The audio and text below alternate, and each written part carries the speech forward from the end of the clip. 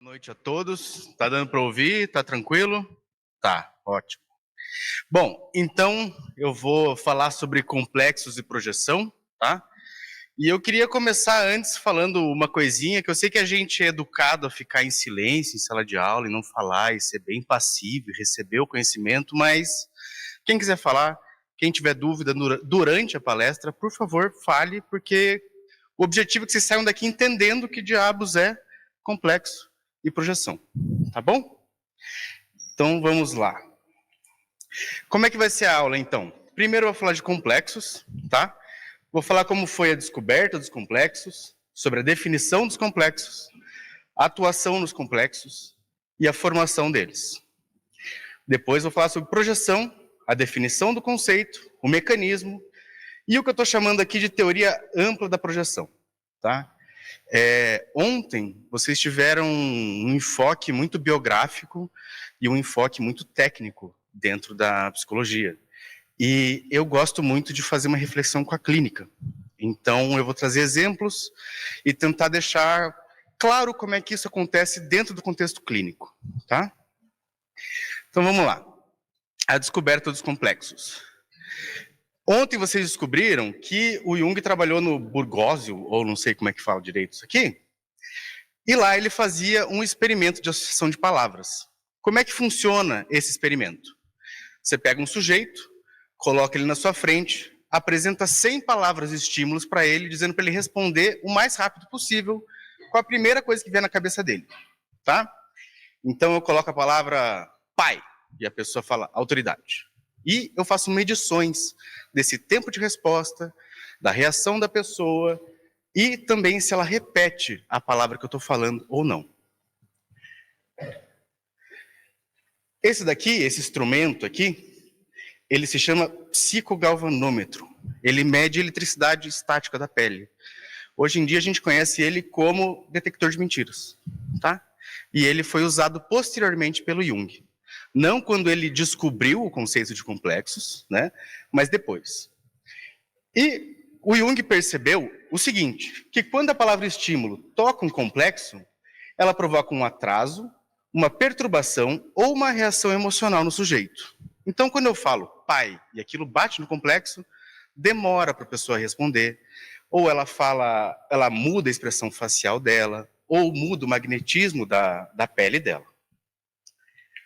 E aqui eu tenho um exemplo para vocês. Para o pessoal de casa, eu peço desculpa pela minha incapacidade de deixar tudo retinho e alinhado, mas vamos usar um pouco de imaginação aqui para criar linhas ali, né? Esse caso aqui é um caso de um sujeito que foi acusado de roubo lá em Zurique e chamaram Jung para descobrir se ele tinha roubado ou não tinha roubado. Primeira coisa que ele fez foi colocar o sujeito na frente dele e aplicar o teste de palavras nele. Então aqui a gente vê que tem 4 palavras de estímulo, pai, culpa, dinheiro e roubo, que demoraram mais de 5 segundos para serem respondidas para o Jung. Isso apresenta um complexo, tá? Na clínica, às vezes a gente vai perceber que a gente está falando com o paciente, perguntando, ele está contando a história para a gente, e de repente tem uma pausa e pum, muda de assunto, né? A gente pode considerar isso como uma mudança de discurso relativa ao complexo. Primeiro caso, pai. A resposta do sujeito foi autoridade. E ele riu de nervoso. A gente que já pode não ter muita clareza do que é complexo já acha um pouco estranho isso. Segunda palavra, culpa. Nenhuma, mas ele ficou vermelho. Terceira palavra, dinheiro. Ele responde problema, suspira e olha para baixo. Quando a resposta é roubo, ele diz que é inocente e ele sua visivelmente, tá? Essa é a forma clássica que Jung descobriu e foi com isso que ele comprovou o inconsciente do Freud, como vocês descobriram ontem, e começou a relação que talvez seja a relação mais falada do Jung, mesmo que não seja a mais importante do Jung. Então, o que é um complexo? Um complexo é a imagem de uma determinada situação psíquica fortemente carregada de afeto, que é incompatível com a atitude consciente habitual. O que quer dizer incompatível com a atitude consciente habitual? Quer dizer que não está na consciência, está reprimido, está fora. Tá? Aqui eu tentei fazer um esquema do que seria um complexo dentro da minha imaginação, E eu vou aproveitar essa imagem para fazer um convite para vocês, que eu estava pensando muito em como fazer essa aula.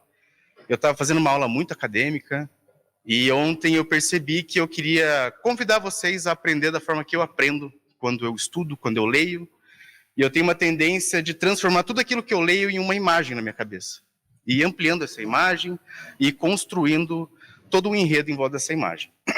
Então, aqui a gente tem um núcleo arquetípico. A gente pode entender nessa frase que determinada situação psíquica é um núcleo arquetípico. O núcleo arquetípico, ele é possibilidades de um evento. Então, depois eu vou explicar isso um pouquinho melhor, mas tenham isso em mente. O arquétipo, ele não é nada, ele é a possibilidade de algo. Depois vocês vão ter mais clareza sobre isso, né? Esse núcleo arquetípico acontece e ele vai agregando carga afetiva em volta dele. Então, vamos supor que quando eu era criança, meu pai falou que eu era burro. Eu fiquei muito triste, isso me marcou. Toda situação que refere a uma inferioridade se torna uma carga afetiva. Então, hoje, eu estou correndo, saindo daqui para pegar o ônibus, e quando eu chego, o vermelhão já saiu, o afeto de eu não consigo, carga afetiva em volta do meu complexo. Ficou claro? Tá? Ótimo. Então, como é que um complexo atua? Quer dizer, antes de atuar, eu vou falar dessa partezinha aqui. A gente tem uma ideia de que complexo é patológico, que é uma coisa ruim, que a gente não deve ter complexo. Mas a gente tem que ter complexo. Eu, inclusive, nesse momento estou falando com complexos. Aquilo que vocês chamam de eu é um complexo. Tem um núcleo e carga afetiva que se constrói, que gera uma identidade em cada um de vocês. Tá? Então, eles não são patológicos em si, mas são núcleos autônomos da psique. Por exemplo, ego, sombra e complexo de inferioridade, que vai ser o meu exemplo de hoje. Tá? Aqui tem uma pessoa num palco. Tá? Eles são autônomos. O que isso quer dizer? Vamos fazer exercício e imaginar que nosso psiquismo é um palco de teatro com um único foco de luz. Geralmente, quem está nesse foco de luz é o nosso eu, é o nosso ego. Só que quando um complexo está muito carregado de afeto, ele ganha a autonomia para empurrar esse eu embora e ocupar o lugar. Tá? E tem uma coisa que eu gosto muito, especialmente de falar na clínica, que o complexo tende a comprovar a si mesmo. Então eu falei antes do meu complexo de inferioridade, porque meu pai me chamou de burro quando eu era criança. Tudo que remeta a burro, o meu complexo vai vir aqui no cantinho dessa imagem, no cantinho da minha consciência, e vai falar, eu falei, viu? Você é isso mesmo. Ele sempre vai se comprovar e se aumentar. Bom, para explicar o núcleo do complexo, eu vou falar um pouco de arquétipo.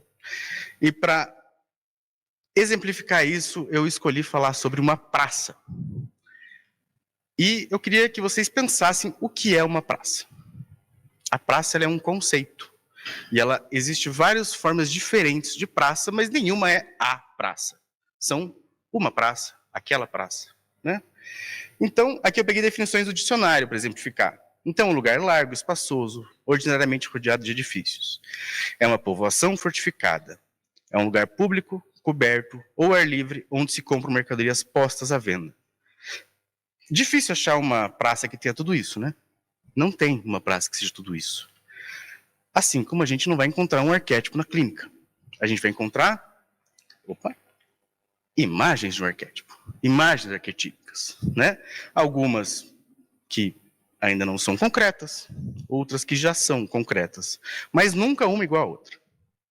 Tá? Mas todas são praças. Lembrem sempre disso. Todas sempre são praças. E para fazer isso eu vou contar uma historinha para vocês sobre a praça aqui do lado, a Praça Santos Andrade. Essa é uma imagem da Praça Santos Andrade em 1927, tá? Vamos imaginar que essa é uma imagem arquetípica, ok? Vamos imaginar que esse centrinho aqui foi quando meu pai falou que eu era burro, tá bom? Eu tenho aqui 7 anos. Eu fui vivendo, e cada pessoinha dessa aqui é uma vivência, é um afeto, é uma emoção que foi se aglomerando em volta de uma praça. Foi carregando ela de energia. Se passaram alguns anos, aqui é 1949. A gente tem prédios, a cidade expandiu, ou seja, o meu complexo cresceu. Ele ganhou afetos, ele ganhou situações, ele ganhou emoções. Meu complexo cresceu ao ponto de ganhar uma coloração, uma tonalidade emocional. Então, nos anos 70, a gente tem cores, né? O que é isso?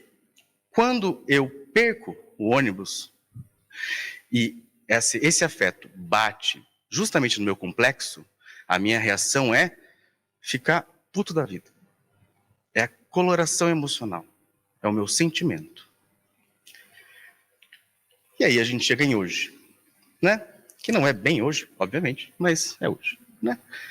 E o complexo já está bem grande. Já tem mais cores, muito mais pessoas, muito mais histórias reunidas em volta dele. Eu gosto de fazer uma brincadeira comigo mesmo, que uma vez eu li num livro que explicava como é que se interpretava sonhos, que acho que é o sonho de todo junguiano é saber interpretar sonho, né? E lá tinha uma coisa que falava assim, quando você se vê no sonho, você está vendo como se fosse um embaixador de um país visitando outro país. Essa ideia me deu um insight de que, se isso é verdade, a minha consciência, ela, portanto, é, consequentemente, política. Política enquanto relacional, enquanto relações de poder, tá?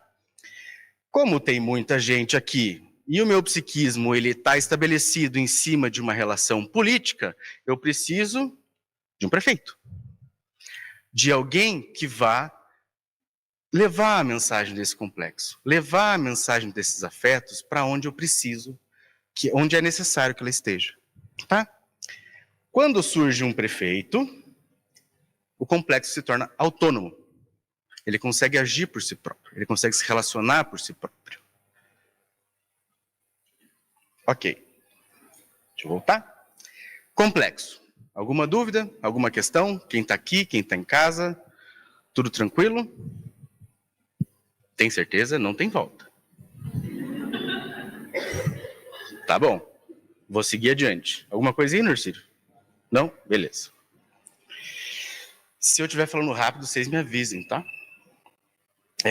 Agora, a gente vai falar de projeção. E para isso, como o Jung adora, eu trouxe a Bíblia. Vês o cisco no olho do teu irmão e não a trave no teu. Essa frase é a definição clássica de projeção. E a gente vê, então, que projeção é um fato da humanidade desde que a Bíblia foi escrita. Só que alguém deu um nome legal, estruturou, organizou, mas é algo que já estava aí. E o que é uma projeção? A projeção é um fato que ocorre involuntariamente, sem qualquer interferência da mente consciente, ou seja, eu não consigo retirar, eu não consigo mandar embora, o ego é impotente frente a uma projeção nesse ponto que eu estou falando. Quando um conteúdo inconsciente, pertencente a um sujeito, indivíduo ou grupo, aparece como se pertencesse a um objeto, sendo que esse objeto pode ser outro indivíduo, outro grupo, o que quer que seja, desde seres vivos até sistemas de ideias, e aqui ele continua para falar até minerais. Eu posso projetar sobre uma pedra, sobre uma parede, sobre as nuvens, sobre o que eu quiser. Tá? E aqui eu acho que tem uma coisa bem bacana, que é um conteúdo inconsciente de um indivíduo ou de um grupo. Isso aqui é só para gerar curiosidade em vocês, eu não vou entrar nisso, mas é só para ver se eu consigo fazer alguns de vocês irem atrás de descobrir o que é isso. A gente vê aqui que tem um inconsciente de um indivíduo e tem um inconsciente de um grupo. Tem inconsciente, então, meu, tem inconsciente da minha família, tem inconsciente do meu estado, tem o inconsciente do meu país, tem o inconsciente da minha espécie, tem o inconsciente dos animais vertebrados, tem o inconsciente dos animais invertebrados, e até que tem uma coisa que a gente não sabe o que é, que o Jung decidiu chamar de fogo interior. Ok? Quem se interessar por isso pode ler a palestra dele de 1925, tá? Que ele vai falar sobre isso lá. Continuando. Tem diferença entre a projeção e o simbolismo? Como assim, simbolismo? Porque, assim, ontem a gente estudou muito sobre os símbolos também, que Jung carrega. A projeção tem algo a ver com os símbolos ou não? Tem a ver com o símbolo, mas ela não é o símbolo. Tá bom? O símbolo vai ser explicado melhor e de uma forma muito mais profunda, eu acho, do que eu estou falando. Mas vamos imaginar o símbolo como um grupo de significados vivos que se transforma, tá? Uma placa de pare, ela só tem um significado, pare, certo? O símbolo não. Agora, eu vou projetar algo no sujeito que tem mais de um significado. Logo, isso pode ser compreendido como simbólico também. Beleza? Show.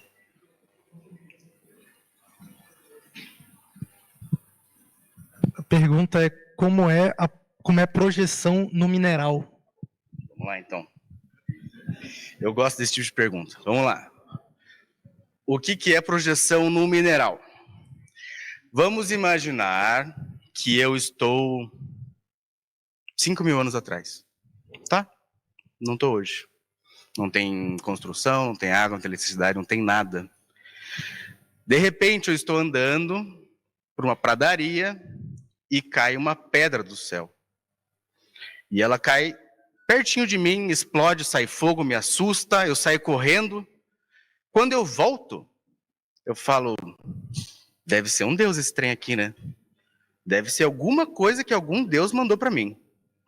E eu começo a ver Deus, ou um Deus, ou alguma entidade cósmica naquela pedra. Logo, eu estou projetando sobre uma pedra.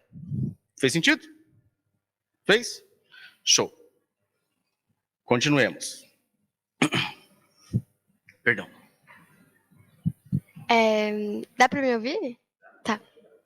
Eu tenho uma dúvida sobre a praça que você estava falando, dos complexos. Eu fiquei pensando, tipo, que elas se assemelham na origem. Então, tipo, antigamente a praça era em volta da igreja e na função. Então, tipo, um lugar onde as pessoas se reúnem. E daí, queria saber se o complexo, tipo, tem alguma origem, mesmo que seja diferente, tem semelhança compartilhada, assim, pelas pessoas. Bom, sim, tem. E você notou uma coisa muito legal, que o complexo ele tem historicidade. Ele tem uma história. Ele não é um complexo, jogado em algum lugar. Ele tem toda uma construção histórica, né? E ele tem uma função. Mas essa função pode ser aprimorada. Vamos imaginar, que nem o exemplo que eu dei, que antes aqui na Santos Andrade tinha uma feira. Hoje não tem mais feira, mas tem barraquinha de cachorro-quente aqui na frente e aí do lado. Né?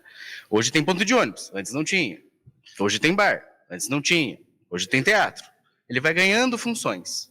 Mas funções que condizam com um núcleo arquetípico, que condizam com o nosso exemplo, que é uma praça. Certo? Show. Então, vamos lá. A projeção, ela ocorre de forma involuntária, inconsciente e natural. O que eu estou querendo dizer? Projeção não é patológica para Jung. Tá? Para alguns autores, é. Para outros, como Jung, não é. E eu não posso falar assim, vou projetar agora o meu inconsciente sobre essa pedra. Não funciona assim. Tem que acontecer naturalmente. Né? A projeção ela é uma forma de aproximação de conteúdos inconscientes da consciência, condizentes com a atitude consciente. Tá? Vamos lá. Aproximação de conteúdos inconscientes da consciência. Logo, eles não estão da consciência. Eles querem entrar na consciência. Só que para entrar na consciência, que só deixa entrar o que ela gosta, o que ela acha certo, o que ela acha correto, porque ela é meio, né, ela é seletiva na realidade dela, só pode entrar o que é condizente. Tá? E aí o Jung fala, a projeção, isto é, da transferência de um conteúdo inconsciente para um objeto, no qual, então, aparece aquilo que anteriormente era segredo do inconsciente. O processo de projeção pode ser observado em todo lugar. Então, projeção é como esse projetor que está aqui. Ele é o inconsciente, vamos supor. Aqui é o consciente. O projetor pega um segredo que eu não sei, a consciência não sabe, e joga no lugar que a consciência possa ver, aonde isso seja acessível. Ela me apresenta um segredo, ou algo reprimido, ou o termo que vocês preferirem que esteja dentro dessa lógica. Só que ela joga em qualquer lugar, então, a pedra que eu falei, ela não estava no chão, ela caiu do céu. Então a gente precisa de um gancho para projetar. A gente precisa de um gancho para projetar. O portador da projeção não é um objeto qualquer, mas sempre se ajusta à natureza do conteúdo a ser projetado. Isso é, oferece um gancho adequado à coisa a ser pendurada. Tá? Qual que é o gancho da pedra? Caiu do céu. Tá? Ela não é uma pedra qualquer, ela é a pedra, enviada lá de cima pelos seres superiores. Como é que funciona? Aqui era para ter o palco do Divertidamente. Então, vou pedir a imaginação de vocês para ter o painel de controle do Divertidamente aqui, tá bom? Desculpa. E aqui tem um ego que ele está cansado, está dolorido, tadinho, né? Por que ele está dolorido? O complexo ele está no inconsciente, certo? Sempre que ele tenta chegar perto da consciência, esse ego sai correndo e empurra ele para longe. E fala, não, aqui na consciência você não vai ficar. Você vai ficar aí no fundo porque eu não te aceito. E esse ego está cansado. Cansado, imaginemos de novo, na frente do painel de controle dos Divertidamente. Eis que um dia, chega o prefeito. Chega o complexo autônomo ali. E esse complexo autônomo, ele vai tirar esse ego para o lado e ele vai agir. E agora eu vou fazer um exercício com vocês, que vocês não precisam falar, só para vocês pensarem. E todo mundo aqui é maior de 18 anos, então vou fazer esse exemplo. Tá? Algum dia vocês beberam, estavam tomando uma cervejinha, uma cachaçinha, um vinho, e de repente vocês fizeram alguma coisa que no dia seguinte contaram para vocês e falaram assim, eu não fiz isso. Eu nunca fiz isso e jamais vou fazer uma coisa dessa. Quem que fez isso? O complexo. Então eu posso falar assim, não fui eu, foi o meu complexo. Que coisa boa, não é mesmo? Não, não pode, sabe por quê? Também é você. E aí? E aí a gente vai ter que se haver com isso. A gente vai ter que encarar isso, lidar com as consequências disso. E agora tem uma frase que eu vou usar para exemplificar um pouco da projeção, que diz, qualquer pessoa com ideias persecutórias atribuía a outrem as peculiaridades de seu complexo desconhecido, encarando os demais como hostis, porque ele próprio era hostil para com seu complexo. O que eu estou querendo dizer com isso? Eu vi uma pessoa que tem um ótimo gancho para o meu complexo. Vamos voltar para o meu complexo de inferioridade. Perdi o busão, tá? Meu complexo está ativado, eu estou bravo, eu estou triste. E eu olho para a pastelaria e tem um cara com uma cara fechada me olhando. E eu olho essa cara fechada e falo, ali ó, ele sabe. Ele sabe o meu segredo. Ele sabe que eu sou menos. Ele sabe que é por isso que eu perdi o ônibus. Só que esse cara tá me olhando como? De uma forma hostil. Ele tá me acusando de ser menos. Por quê? Porque eu sou hostil com o meu próprio complexo. Eu empurro, eu expulso, eu violento o meu complexo. Logo, a minha projeção é violenta, é agressiva e me empurra. Tá bom? Pergunta? Não? Tá. Legal. Aqui é o meu camaradinho do bar, que eu projetei em cima dele a violência que eu tenho com o meu complexo. Qualquer pessoa com ideias persecutórias... essa é a mesma coisa, perdão. Então, aqui, essa é a parte legal para a clínica, tá? Ele está me olhando com essa cara porque conteúdo do complexo. Você já tiveram essa impressão de estar andando na rua num dia normal, talvez você está meio mais ou menos, passa alguém com alguma cara, ou se ouve um comentário, ou se ouve um barulho, e você fala assim, ih, isso aí me parece... Pararararará. Essa continuação é o jeito que na clínica e na nossa vida, se a gente quiser, a gente tem acesso a esse complexo. É quando a gente percebe o que aquelas pessoinhas da praça estão falando. Tá? Legal. Agora, como ontem a gente teve uma parte biográfica e uma teórica, eu vou falar sobre a teoria ampla dos complexos para vocês, tá? Que parece um pouquinho o desenvolvimento de psiquismo também. E para isso eu convidei o Tom Zé para falar comigo, né? E o Tom Zé tem uma frase de uma música que eu adoro, chamada Tô, que diz o seguinte: eu estou te explicando para te confundir e eu estou te confundindo para te esclarecer. O que eu quero dizer com isso aqui? Eu não quero que ninguém saia daqui sabendo. Eu quero que vocês saiam confusos e curiosos para entender. Tá? Eu brinco que isso daqui, para mim, na minha leitura, poderia ser a melô da psicologia analítica e do atendimento psicológico. Né? Às vezes eu falo uma coisa ao paciente, ele me olha com uma cara e fala assim, o que você está falando? Eu falo, Tom Zé. Estou falando do Tom Zé. Né? Então, estou te explicando para te confundir, eu estou te confundindo para te esclarecer. Primeiro estágio da projeção, tá? Vamos lá. Só voltando aqui, tá? Aquela projeção que eu estava falando antes, ela aparece muito na clínica.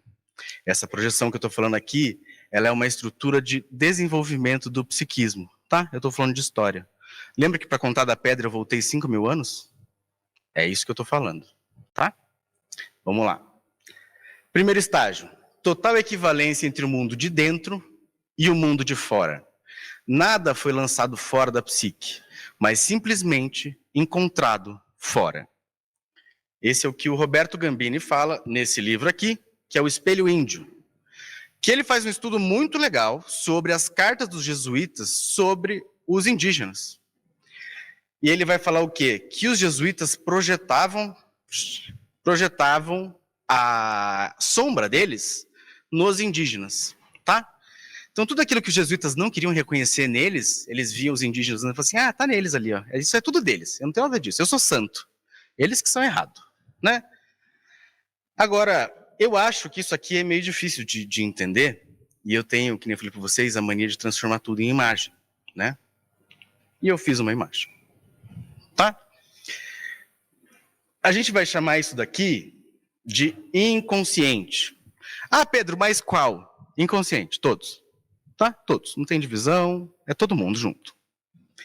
Aqui tem uma consciência que ela está submersa no inconsciente. Um bebezinho, ele tem consciência, de fato? Ou ele percebe estímulos sensoriais? Ele percebe estímulos sensoriais, mas ele não é um sujeito, ele não pode dizer, eu quero isso, certo? Não tem essa condição ainda. E dentro dessa realidade una, a realidade externa, que para a gente pode ser esse vidro, a sala, tudo isso ainda é meu psiquismo, tá? Vamos voltar para 4.000 anos atrás. Caiu a pedra do meu lado. Como a pedra é parte do meu psiquismo, eu percebo um conteúdo meu, de um complexo, dentro dessa pedra. E aí eu vou voltar para a personalidade número 2, que é o velho. 2, que é o velho do Jung, tá? O Jung não tinha aquela sabedoria, o Jung nem entendia direito o que aquele senhor estava fazendo lá dentro. Mas vamos imaginar que esse sujeito de 6.000 anos atrás que encontrou uma pedra, ele tem também esse sábio dentro dele. A pedra, ela se torna uma forma de expressão do sábio. É por onde o sábio fala, é pela pedra. Não fala dentro da cabeça, é a pedra que conversa comigo, é a árvore que conversa comigo, é o rio que conversa comigo. Tá? Segundo estágio da projeção. Início da separação entre homem e natureza. Essa discriminação surge primeiro como uma dúvida sobre a adequação entre o comportamento do objeto e o modelo dominante, o qual é então substituído por outro mais correto. E aqui eu vou fazer uma pequena provocação, tá? Vamos voltar para cá. e imaginar que eu estou falando de astrologia. E eu tô, assim, nada contra astrologia, acho legal, eu gosto também. Porém, a gente está dizendo que planetas regem o nosso psiquismo. Que planetas têm ação direta sobre o nosso psiquismo, tá? Logo, realidade externa e interna é uma coisa só. A gente chega em hoje. Separou. Hoje tem estudos das estrelas, estudos dos astros. O que a gente fez? Recolheu a projeção. Sem eu saber o que eu estava falando, tá? Ele não sabe o que ele recolheu, ele só separou alguma coisa. Mas o que a gente vê aqui? A consciência saiu do inconsciente. A consciência apareceu. E apareceu também o eu. Então agora a criança pode falar, eu quero isso. Eu quero aquilo. Ou a gente pode falar isso também, tá? E o objeto externo ficou aqui fora, isolado, sozinho, tá? Por que eu coloquei aqui surgimento de uma nova norma geral, consciência coletiva? A consciência individual, quando em conjunto, gera uma consciência coletiva. Faz sentido para todo mundo? Legal. Consciências coletivas têm conjuntos de normas, assim como a nossa consciência tem conjuntos de norma. Quando eu atualizo isso, eu tenho que mudar minha visão de mundo, certo? Ovo faz bem para a saúde, vou comer ovo. Ovo faz mal para a saúde, vou parar de comer ovo. Café faz mal, vou parar de tomar café. Café faz bem. A gente está mudando a visão de mundo a todo instante. Sempre que uma norma é transformada. Aqui é isso. Terceiro estágio da projeção. Qualificação moral e a projeção se torna um erro ou ilusão. Conteúdo dissociado é encarado como mal. A matéria é realidade. A psique é uma ficção mítica. A projeção é uma patologia. Tá? Vamos para cá. Tararana, conteúdo dissociado.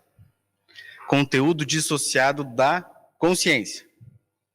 Portanto, inconsciente. Tá bom? E a gente chega aqui. Tá? A gente tem a realidade interna, que eu vou falar antes dela. Esqueçam o azul aqui, o verde aqui por enquanto, tá? Lembra da consciência coletiva que eu falei? Vocês podem ser vocês na sociedade, assim, do jeito que vocês quiserem, ou vocês têm que se adequar? Eu também tenho que me adequar, né? O que é esse se adequar? É o que a gente chama de persona. Essa coisinha aqui em cima. Ah, Pedro, o que é persona? Não vou falar mais que isso. Acabou. Ponto. Se vocês quiserem saber, vocês perguntam depois, tá bom? A persona, ela diz sobre o que é aceito pela consciência coletiva, certo? E o que eu faço que não é aceito vai parar aonde? Na sombra. Exato, na sombra. É a parte que eu não quero olhar, é a parte que eu não vejo. Ah, então sombra é má. Pode ser. Agora, se eu acho que eu sou uma pessoa terrível, que eu não tenho competência para nada, que eu não sirvo para nada, ser bom, ser capaz, ter qualidades, ser inteligente, é sombra. Sombra é só o que eu não quero olhar. Não é ruim. Pode ser ruim? Pode. Mas não precisa. E essa é uma das regras da psicologia junguiana. Pode? Pode. Não necessariamente. Tá? Então, o que acontece? Eu estou lá vivendo a minha vida, andando pela realidade externa e eu olho um objeto. A minha sombra joga isso no objeto. Ou o meu complexo joga algo no objeto. E eu qualifico isso moralmente. Então eu faço um juízo de valor sobre isso que está sendo falado. E acho que vocês conhecem alguém que faz isso. Que é o nosso camaradinha Freud. Ele vai dizer o quê? Que projeção é ruim, é patológico. E se você projeta, você tem que fazer terapia. Tá? O que Jung fala? Você projeta? Que bom, você está vivo. Fiquem tranquilos. Quarto estágio da projeção. Reconhecimento do conteúdo psíquico que estava projetado sobre o objeto. Consequente tomada de consciência, recolhimento da projeção e ampliação da consciência. Tá? O que eu estou falando aqui? Estou dizendo que no quarto estágio, eu olho para aquele sujeito que estava no boteco, que me olhou feio, que eu acho que está me desvalorizando, e eu falo assim, putz, talvez eu me trate mal, né? Olha só o que eu acho que os outros estão pensando. Ah, Pedro, então é isso? Não, é mais que isso. Mas vamos ficar por aqui hoje, tá? E vamos para o meu próximo desenho. Então, o que a gente tem aqui? A gente tem... Vamos voltar para esse exemplo que eu falei da sombra enquanto lugar de qualidades positivas, né? Eu tenho o meu complexo de sombra aqui, o objeto externo, tá? Eu me acho muito ruim, muito péssimo aqui na persona, incapaz, não consigo fazer nada na minha vida. E de repente eu vejo alguém que parece que consegue tudo de um jeito muito fácil. Eu vejo alguém que, nossa, a pessoa se dá muito bem facilmente, consegue virar amigo das pessoas e tira nota boa. E eu começo a admirar essa pessoa. Eu deposito energia psíquica. Eu jogo as qualidades que eu tenho, porque eu sou um ser humano e seres humanos têm todas as qualidades em diferentes graus, tá? Outra coisa muito importante que me ajudou muito a entender Jung. A gente tem tudo, só que nem tudo desenvolvido, né? Então a pessoa fala assim, não, eu não sou violento. Você é violento. Você é violento, tá? Vamos descobrir isso, só que você pode ser violento de um jeito desenvolvido e não de um jeito qualquer, tá? Então eu vou lá e estou vendo aqui as coisas boas que tem. Com o processo psicoterapêutico, com o desenvolvimento do psiquismo, o que eu faço? Eu percebo que, caramba, eu tenho isso também. Ele nem é tão bom assim. Ele nem é tão esperto assim quanto eu achava. Ele nem é tão gente boa quanto eu achava. É que ele tem a parte boa dele e a minha somada, né? Então o que eu faço? Eu pego a minha e, pum, jogo para dentro da consciência. Tá? E esse é a teoria ampla dos complexos. Tá? Complexo não, desculpe, projeção, estou confuso. Projeção. Para fazer isso, eu usei as seguintes referências. O espelho índio, que eu mostrei para vocês, tá? Se alguém quiser dar uma olhada depois, fique à vontade. Eu usei o volume 10/4, um mito sobre as coisas, um mito moderno sobre coisas vistas no céu, tá bom? Que é um resumão da psicologia analítica, um dos últimos livros que Jung escreveu e fala sobre OVNIs, bem legal. Estudos experimentais, que é o volume 2 da obra completa, que vai falar sobre os estudos lá no hospital, sobre tempo, tem gráfico, tem equação, é o livro que talvez os junguianos menos leem, tá? Porque tem muito número, né? E o volume 16/2, que é Abreação, Análise dos Sonhos e Transferência, tá? Transferência, já vou dar um spoiler aqui para curiosidade de vocês, é um certo tipo de projeção, tá? Só que com uma pessoa diferente. Show. Tem quanto tempo? Tem 40 minutos ainda? Ah, tá, graças a Deus. E bom, muito obrigado, né? Eu sou o Pedro, um mini currículo aqui, e quem quiser entrar em contato comigo, tem o meu e-mail. E agora, quem quiser tirar dúvidas, fazer perguntas, comentários, por favor, sinta-se à vontade.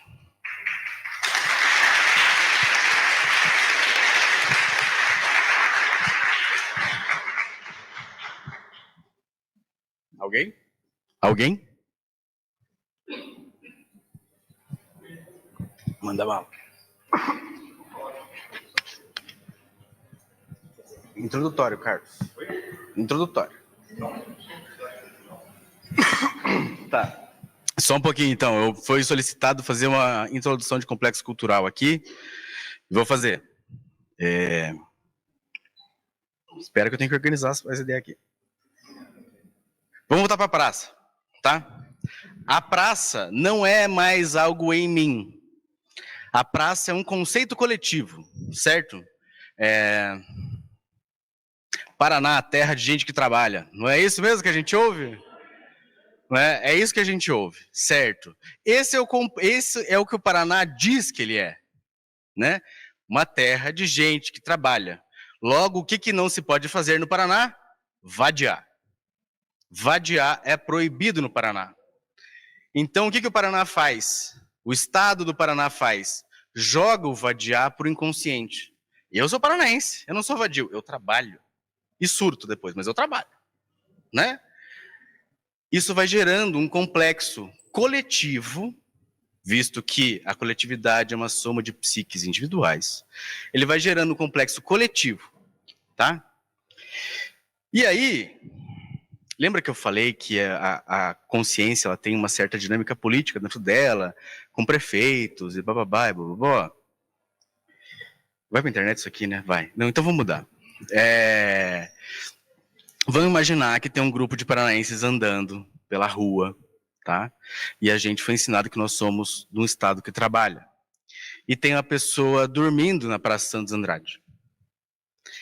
A gente vai fazer o quê? Vai jogar o nosso desejo de ser vadio num domingo, numa sexta, num sábado, e que a gente repudia, porque a gente é paranaense, a gente trabalha, já fazer o quê? A gente vai, jogar naquele sujeito e vai agir com ele com a mesma agressividade, com a mesma violência que a gente age em relação à nossa vadiagem. Só que enquanto coletivo, não enquanto um sujeito individual. Tá? Isso explica muitos fenômenos de massa. É só vocês pensarem em algum fenômeno de massa e vocês vão conseguir perceber que tem um conteúdo que é muito rejeitado ali, que ele é muito expulso do saber social, vamos colocar assim. Muito de consciência como aquilo que a gente assume que a gente sabe. Tá? Então, de uma forma breve, isso é um complexo coletivo e social, cultural, e é assim que se dá a projeção dele. Tá? Lembra que eu falei que a consciência tem estratos de camada. Tipo, já viram quando cai um barranco que tem várias cores de terra assim? Sabe? Então a primeira terra, a pontinha lá sou eu. A segunda camada de terra é minha família. A terceira camada de terra é o que o Jung vai chamar de clânico, que a gente vai chamar aqui de grupo. Tá? Um grupo assim íntimo, né? E depois a gente vai para país, daí a gente vai para continente, daí a gente vai para espécie, daí a gente vai para animais vertebrados, daí a gente vai para animais invertebrados, daí a gente vai para o não sei, que é o fogo inicial. Então, cada uma dessas camadas, em teoria, tem complexos. Eu posso dizer que um instinto é algo que vem lá dos animais invertebrados ou dos animais vertebrados e pula lá para cima, me invade lá de cima. Tá? De novo, não é para vocês entenderem isso. É para vocês saberem que existe, é para vocês ficarem curiosos e vocês irem atrás. Porque eu acho que todo mundo está fazendo aqui, que está apresentando, é saciar a curiosidade. Pelo menos é isso que eu estou fazendo aqui. Eu fiquei curioso e eu falei, vou tentar entender o que é isso. Entrei no mestrado. Né? Então é isso. Agora, chega, perguntas. É isso aí, quem sabe faz ao vivo. Tem a pergunta da Elza. Deixa eu pegar aqui. Que é uma pergunta grande, então vamos lá. É um exemplo de projeção quando, por exemplo, eu penso que na minha terapia gostaria de fazer a caixa de areia, mas penso e não falo nada para ninguém, e quando chego para a terapia, a psicóloga, no meio da terapia, diz, em próxima sessão, poderemos trabalhar na caixa de areia. Isso é uma projeção? Não, não é uma projeção. Agora, a projeção caixa de areia vai ser difícil de eu fazer, viu? Mas...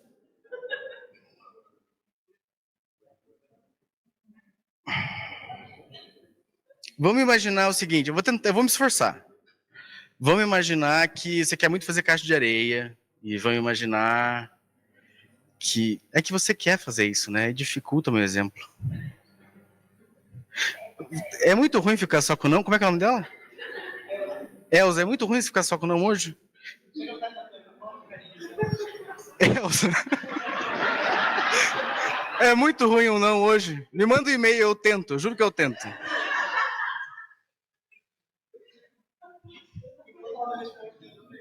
Bora. Bom, enquanto a Elza não responde, outra pergunta. Obrigada, João, pode ser. Ela falou. É Pedro. É Pedro. É Pedro. Outra pergunta. Cadê? Cristiane Ferreira, o mundo que a gente vê é fruto de projeção? Sim e não. Uma resposta bem junguiana também, né? vamos supor o seguinte, ó. Tem alguém que você conhece, que tá na tua vida e tal, que você não gosta, você fala mal, você dá várias qualidades negativas pra pessoa. Se só você fala, é projeção. Se tem mais gente falando, aí não é. Tá? Aí a gente assume como contrato social, como realidade. Se é só você e mais ninguém, projeção. Concordou? Não é mais projeção. Quer dizer, então, que não tem mais projeção? Não. Quer dizer que também pode ter projeção, mas a pessoa pode ser só chata. Tá? Mas ela tem o gancho, que é ser chato. E aí você, pum, pendura a roupa adequada no chato, porque ele já é chato por natureza, né? Agora, se só você acha ele chato, todo mundo acha legal, projeção, lamento.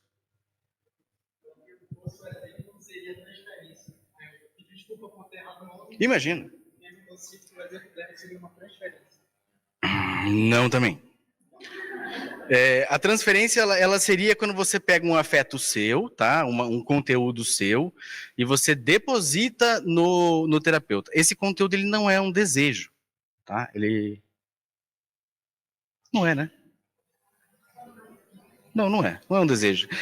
Ele tem que ser um conteúdo, assim, que tem uma grande carga afetiva e emocional. Ele não pode ser algo que eu quero, tá? Então, vamos supor que você começa a ver a sua mãe na terapeuta, ou uma atitude materna no terapeuta. Aí é transferência, tá? Se eu quero fazer caixa de areia, ela percebe que eu quero fazer caixa de areia, ela me oferece, ela é sensível, gentil, tá? Acabou? Então é isso, pessoal. Muito obrigado. Qualquer dúvida?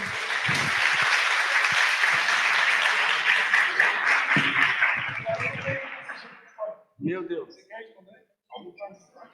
Última então, pessoal.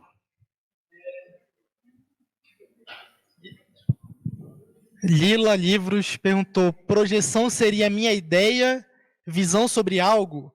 Eu acho que algo é muito bom e às vezes não é isso. Seria uma projeção? Boa, Lila. Pode ser. Aí pode ser. Última só. Tá? Sua? Tá bom. Última, então.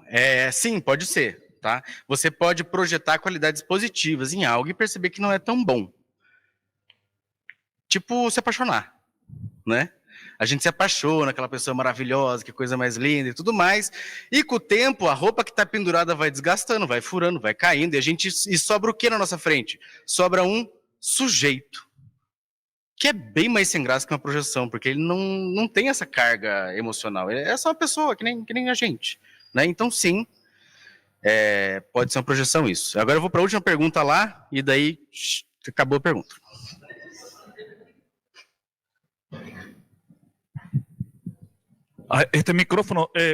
Este microfone parece da Xuxa, só falta coisinha aqui, sabe? Manito, inicialmente, adorei a tua apresentação porque você simplifica muitas coisas que os junguianos por décadas fizeram muito complexas, né? Mas tem esse conceito desse complexo cultural que eu não gosto muito e vou te explicar por quê. Porque, às vezes, conceitos servem para dominar. Então, o complexo cultural, ele é uma faca muito perigosa, porque dependendo de quem utiliza, então, pode servir para outros fins, certo? Sendo assim, então, eu te faço esta pergunta. De que maneira o conceito junguiano de complexo cultural difere do complexo social e quais são os riscos da sua possível instrumentalização por grupos dominantes para justificar práticas de dominação cultural? Deixa eu te perguntar uma coisa só. O que você está entendendo por complexo social? Assim, com o Pablo, a gente trabalha mais a questão de complexo social que complexo cultural. Até porque nas discussões aparece precisamente esse pequeno detalhe, que, vamos supor, pelo complexo cultural, eu posso justificar o racismo, eu posso justificar a misoginia, eu posso justificar a xenofobia. Agora, quando é um complexo social, aí você pode amplificar e aí você pode ver as outras camadas que o complexo cultural não me deixa, porque fica também muito supérfluo. Entendi a pergunta, então. Então, vamos lá. Sim, é um conceito perigoso, tanto que Jung não desenvolveu ele, foi desenvolvido 25 anos depois da morte dele, eu acho, né? Então, é um conceito perigoso, tá? Porque ele define um grupo, né? E vai definir que esse grupo é o consciente, os outros são inconscientes e parará. Mas a gente vai ter que voltar para que serve psicoterapia, tá? Psicoterapia serve para a integração de complexos e convívio, e aqui eu vou dizer já que é impossível, tá? Mas convívio harmônico de partes distintas da personalidade, tá? Na tua pergunta, Manito, você falou que pode ser usado para justificar violência, certo? A gente poderia dizer, eu concordo com isso, eu acho que inclusive ele é muito usado na política partidária, né, o complexo cultural, mas quando ele serve para justificar a violência, é como se eu percebesse a minha sombra, percebesse aquilo que eu não gosto em mim, e eu não quisesse assimilar aquilo. E eu violentasse, e eu jogasse embora, né? Então, vamos supor que algum país fez alguma atrocidade com algumas pessoas. Tá?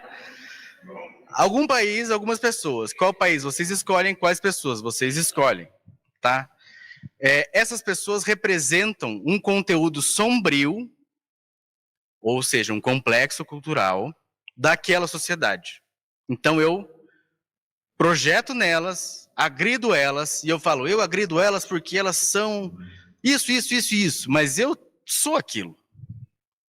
A gente chama isso na terapia de neuroticismo. É um neurótico. Então o estado é neurótico? É neurótico. Né? Precisa o quê? Precisa assimilar. Precisa entender que eu também tenho aquilo. Que aquilo também é parte minha. Então, sim, é muito perigoso. E é por isso que a gente tem que olhar para isso, e é por isso que eu não ia falar disso, e é por isso que eu tenho que olhar para isso de uma forma madura, crítica e séria. Eu não posso dizer, então os brasileiros são assim, logo não. Os brasileiros são assim por quê? De onde é que veio? Qual é a construção histórica? Como é que era a cidade? Quem que foi? Quem que não foi? O que foi incluído? O que foi excluído? Depois que você fizer tudo isso, bem argumentado, bem bonitinho, bem justificado, aí você pode tentar afirmar alguma coisa. Se você não fez, é melhor ficar quieto. Tá? Então é isso.